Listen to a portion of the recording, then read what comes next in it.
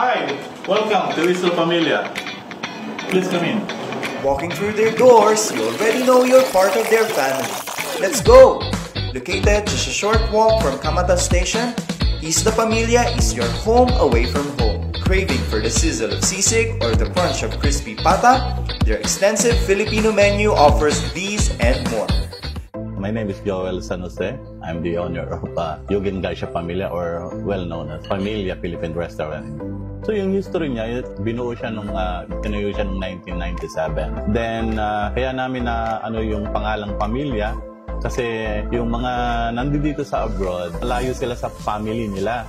So in a sense na doon pa lang sa pangalan na Familia Philippine Restaurant, na pagpunta mo sa aming establishmento, sa aming restaurant, parang napipil mo na part of a family. Monday to Thursday, pwede kang mag-karaoke. Then pagdating ng Friday, Saturday, and Sunday, meron po tayong Zumba.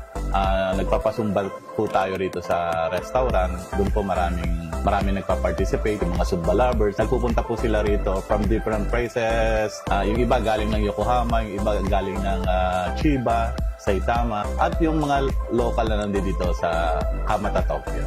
Yung sisig natin, siya yung blockbuster, yung crispy sisig ng Pamilya.